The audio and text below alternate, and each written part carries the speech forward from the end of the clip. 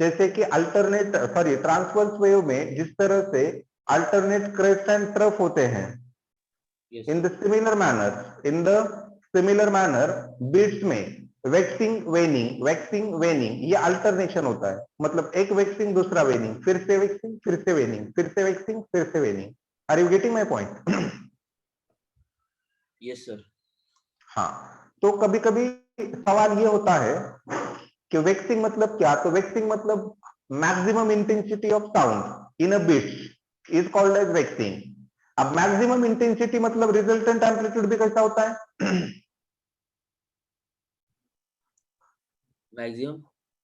Maximum intensity मतलब intensity and amplitude का relation क्या है? They are directly proportional to amplitude square ना। Yes sir. तो इंटेंसिटी मैक्सिमम का मतलब amplitude is also maximum. Correct, amplitude is also maximum. And minimum intensity का मतलब एम्पलीट्यूड इज आल्सो मिनिमम, क्योंकि as we know that I intensity is directly proportional to amplitude square. Intensity is directly proportional to what? Amplitude का square. Are you getting my point? Yes no? Yes sir. Okay, आगे बढ़ेंगे। अब कभी कभी क्या होता है ना कि सवाल ये होता है एक वैक्सिंग के लिए कितना टाइम लगता है? मतलब एक वैक्सिंग कहते हैं ना, वैक्सिंग का टाइम पीरियड या फिर वेनिंग का टाइम पीरियड। तो remember that capital T is the time period of beat and time period of beat का फॉर्मूला होता है टी इज इक्वल, अभी से डिराइव करते नहीं बैठेंगे हम, ठीक है? तो टाइम पीरियड ऑफ बीट का फॉर्मूला होता है 1 divided by n1 minus n2। n1 minus क्या? n2। जब भी आपको बीट से सवाल होगे और बीट के टाइम पीरियड पे सवाल होगे, तो बीट का टाइम पीरियड ऑलवेज इक्वल्स होता है 1 डिवाइडेड बाय फर्स्ट वेव की फ्रीक्वेंसी माइनस सेकेंड वेव की फ्रीक्वेंसी, या फिर first wave minus second wave. ये हर बार नहीं चलेगा। जनरली हम डिफरेंस लिया करते हैं, जो मैक्सिमम होता है वो maximum minus minimum. Are you getting my point?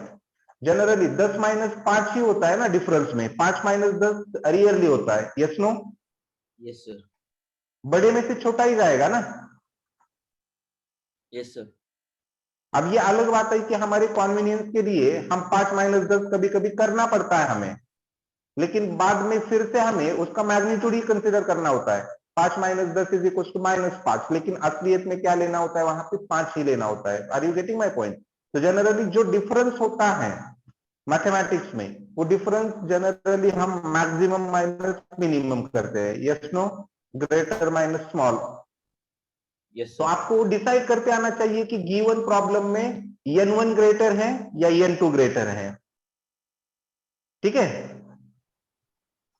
Yes sir. उसके बाद जिस तरह से बीट का टाइम पीरियड होता है 1 divided by n1 minus n2, उसी तरह से बीट की फ्रीक्वेंसी होती है n। मतलब एक सेकेंड में कितने बीट्स प्रोड्यूस हो रहे हैं, कितने वैक्सिंग वेनिंग मिल रही है। तो n इज इक्वल्स टू हमेशा n1 माइनस n2, ये फॉर्मूला याद रखेंगे। n1 माइनस क्या? n2, ठीक है? लेकिन हमें उसके आगे जाके और एक फॉर्मूला पता है, देखिए, relation between speed, wavelength and frequency, as we know that v is equals to n lambda होता है ना। Yes no? Yes sir. v is equals to n lambda। तो मुझे बोलिए n is equals to v by क्या? lambda। n is equals to v by lambda, तो n1 is equals to, अब v मतलब वेलोसिटी ऑफ साउंड होगी, और ये वेलोसिटी ऑफ साउंड अगर हम एयर में कंसीडर करेंगे तो वो कांस्टेंट होगी 332 340 मीटर पर सेकेंड के आसपास। Yes no? Yes sir. तो यहां पे n1 is equals to v divided by lambda 1 and n2 is equals to क्या बेटा? v upon lambda 2। लैम्डा 2। तो n1 की ये v बाय लैम्डा 1, n2 की ये v बाय लैम्डा 2 यहां पे पुट करो, तो frequency of beat is equals to क्या मिलेगा? देखिए, v बाय लैम्डा 1 माइनस v बाय लैम्डा 2। कभी कभी ये इक्वेशन यूज करके भी प्रॉब्लम सॉल्व करने पड़ते हैं। कॉमन लेंगे v, v is outside the bracket, here is 1 by lambda 1 minus 1 by lambda 2. 2. Are you getting my point? Yes, no? Yes, sir. Yes, sir. This is also important equation. This is also important equation for the bit frequency. For the bit frequency. ठीक है, लिखेंगे इसे. Yes, sir. Okay ठीक है, write down this one first.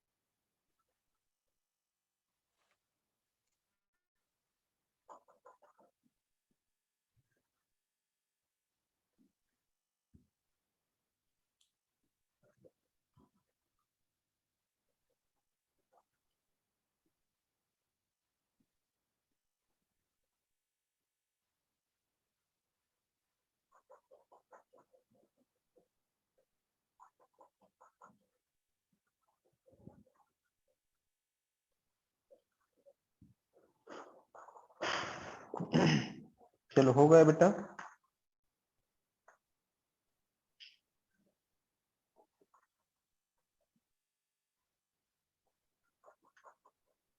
Yes, sir.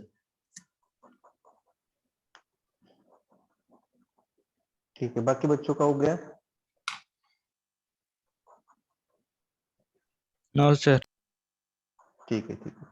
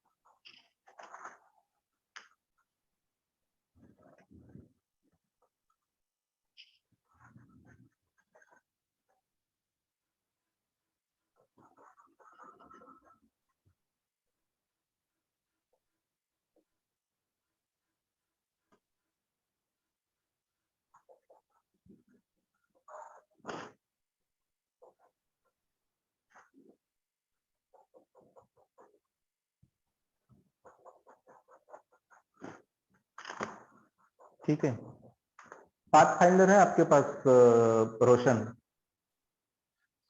Yes, sir. है ना? उसमें magnetism ये सेक्शन निकालो। मैग्नेटिज्म, मैग्नेटिक फील्ड वगैरह जो ऐसा चैप्टर है ना। चलो हो गया बाकी लोगों का? So magnet से related एक chapter है, magnetic effect of electric current and magnetism. Okay, magnetic effects of electric current वो निकालो और उसके कंटेंट एक बार रीड करो।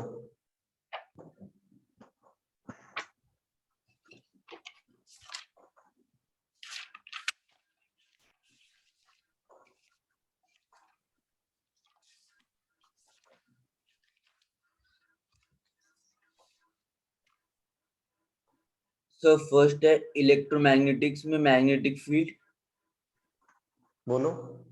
rules to find the direction of magnetic field.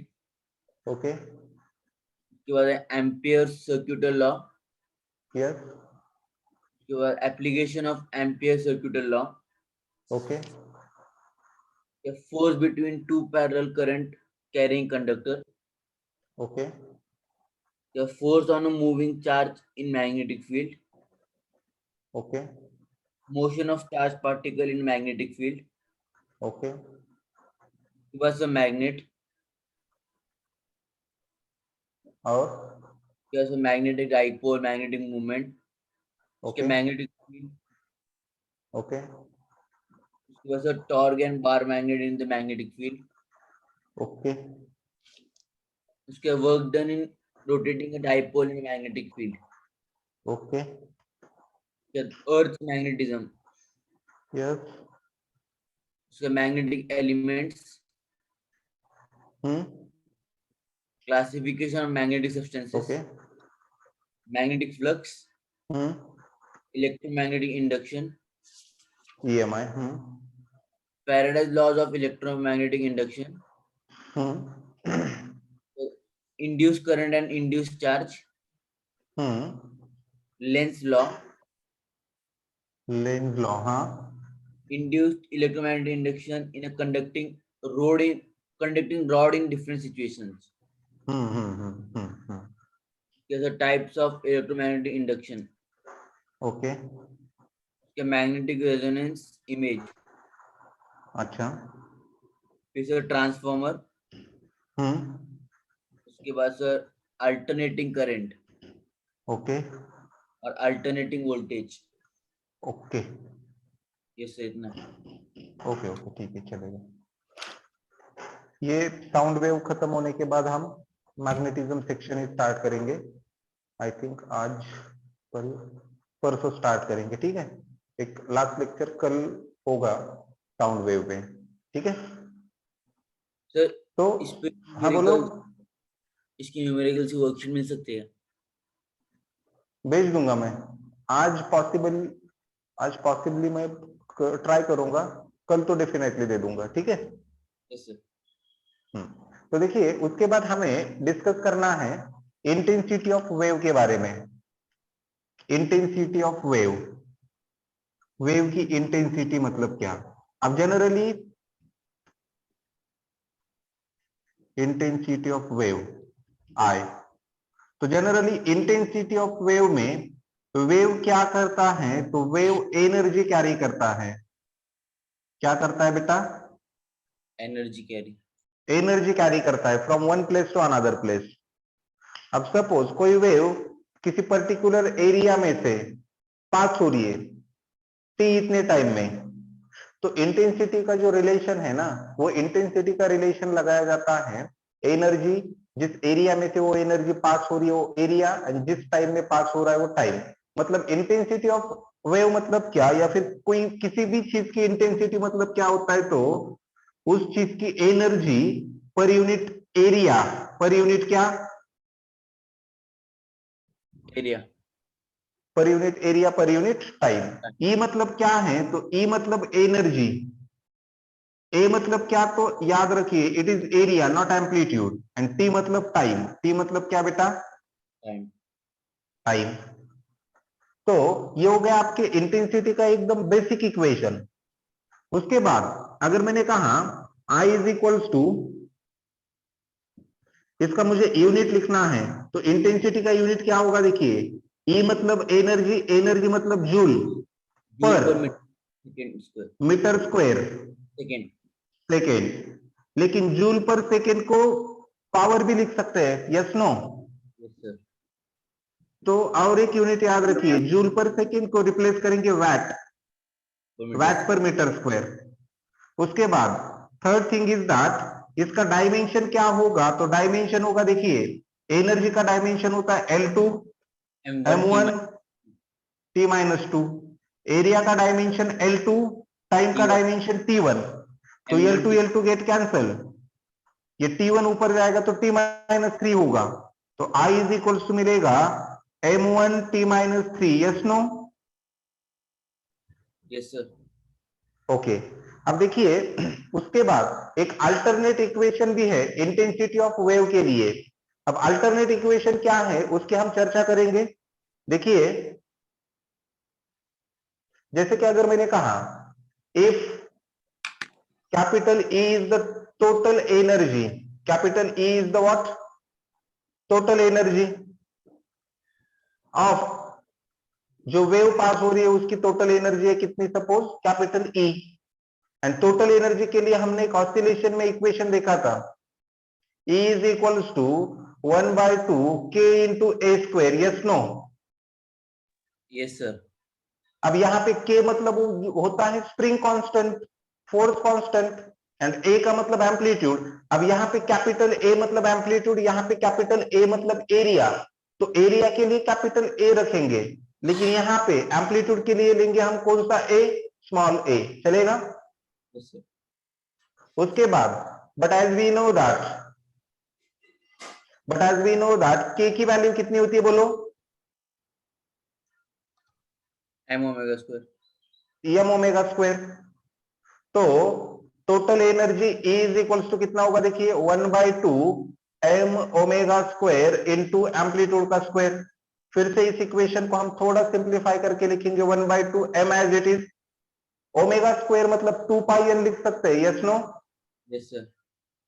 2 pi N whole square into A square. आगे बढ़ो, E is equals to 1/2 as it is, M as it is, 2 का square कितना, 4 pi square N square amplitude square, ठीक है। 2 yes से ये 2 कटेगा तो 2 बचेगा, तो ये एनर्जी इज इक्वल्स टू, देखिए क्या मिल रही है, 2m pi square N square into amplitude square. Energy की यही वैल्यू इस इक्वेशन में पुट करेंगे, चलेगा? Yes sir. तो इंटेंसिटी इज इक्वल्स टू कितना, देखिए I is equals to energy की जगह 2m pi square N square into amplitude square divided by area into time, area into क्या, टाइम। टाइम। फिर से आगे चलिए, इस m को मैं ऐसे लिख सकता हूं, but we know that density is equals to mass by volume होता है, यस नो? Yes sir. तो mass is equals to density into volume, mass is equals to volume इधर जाएगा, तो आई इज इक्वल्स टू क्या होगा, देखिए 2 into rho into V pi square N square A square divided by area into क्या, time. Time.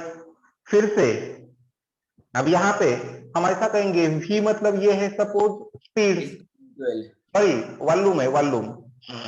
तो इसे मैं ऐसे लिख सकता हूं 2 into rho into area into length, area into क्या, length. Length pi square N square area, sorry amplitude square divided by area into time, तो ए गेट कैंसल। तो यहां पे थोड़ा गौर से देखिए, L by T, L by T मतलब डिस्टेंस बाय टाइम हो रहा है ना ये, यस नो? Yes sir. तो डिस्टेंस बाय टाइम को क्या मैं स्पीड लिख सकता हूं, v? Yes sir. तो this distance by time is replaced by this v। तो intensity is equals to, equation देखिए 2 into rho into speed into pi square N square into amplitude square, या फिर इंटेंसिटी इज इक्वल्स टू हम क्या कहेंगे 2 pi square N square amplitude square rho into speed, and which is the required equation for what, intensity of the wave। यहां पे 2 pi square is a constant, n मतलब frequency, a मतलब amplitude का square, rho मतलब density of the medium, and v मतलब speed of the wave. तो यहाँ पे देखिए फिर से, अगर 2 pi n rho and v को कांस्टेंट कंसीडर किया तो intensity is directly proportional to amplitude square, yes no? Yes sir. This is another equation, ठीक है? समझ में आ रहा है? Yes sir. ठीक है, write down this one,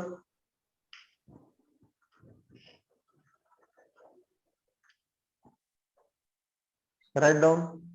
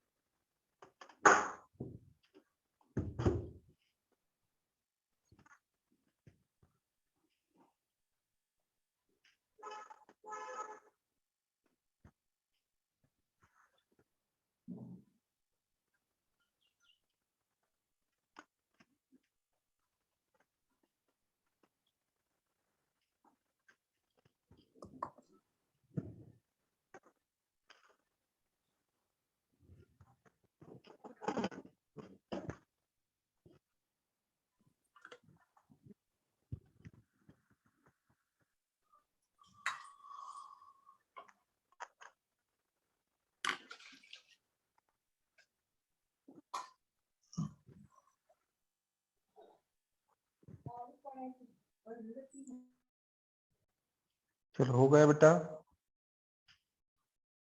Yes. बाकी लोगों का हो गया।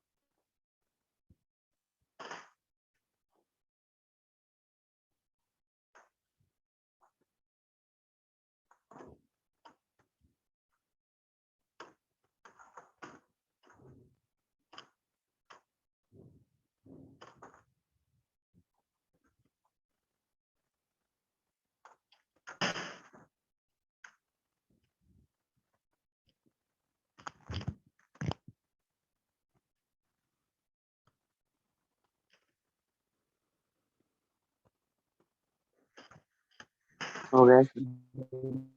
हो गया ना? Yes sir. ओके ठीक है।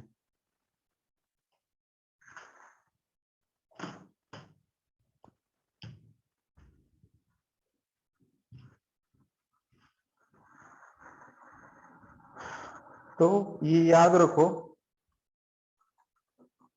Intensity of wave, intensity of wave means एक तो I is equals to E by AT, या फिर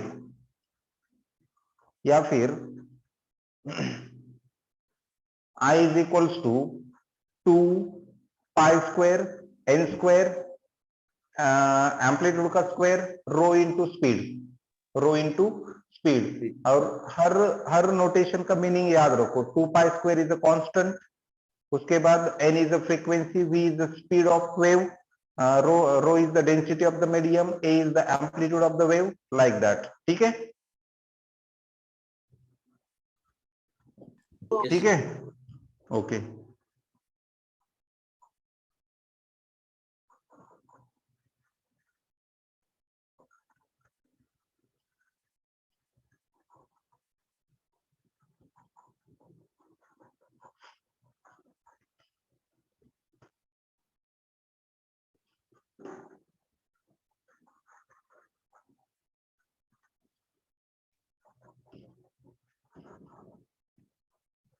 उसके बाद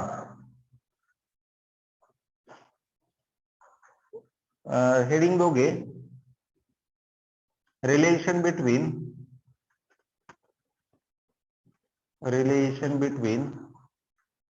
पाथ डिफरेंस मतलब जिसे कहेंगे हम x, एंड फेज डिफरेंस जिसे हम कहेंगे डेल्टा। ठीक है? Path difference and phase difference. Phase difference पता है ना?